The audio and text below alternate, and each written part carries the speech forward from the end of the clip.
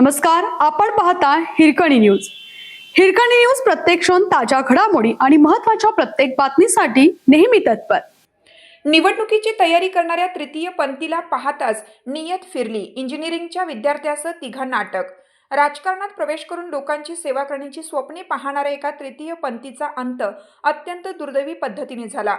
सोलापूरच्या लष्करी परिसरातील रहिवासी आयुब सय्यद यांचा त्यांच्याच मित्र म्हणून घेणाऱ्या तिघांनी सोन्याच्या दागिन्यांसाठी खून केला.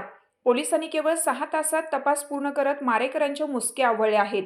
आयुब सय्यद हे सोशल मीडियावर विशेषतः इंस्टाग्रामवर प्रचंड लोकप्रिय होते.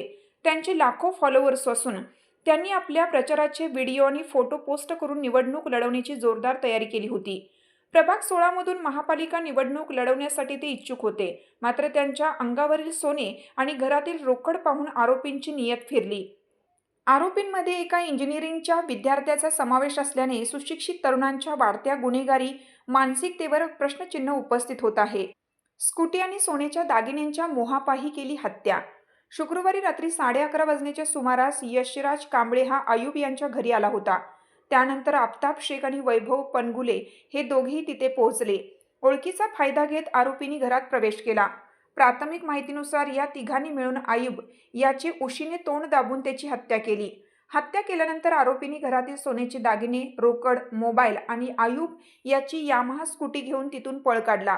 शनिवारी दुपारी जेव्हा आयुब घराबाहेर आले नाहीत तेव्हा हा प्रकार उघडकीस आला. घटनेची माहिती मिळताच पोलीस आयुक्त एम राजकुमार, पोलीस उपआयुक्त आणि सहाय्यक पोलीस आयुक्तांनी घटनास्थळी धाव घेतली. परिसरातील सीसीटीव्ही फुटेज तपासलं असता 3 संशयित मध्यरात्री 2च्या सुमारास घराबाहेर पडताना दिसले. तांत्रिक विश्लेषणातून आरोपी लातूरच्या दिशेने गेल्याची खात्री पटली.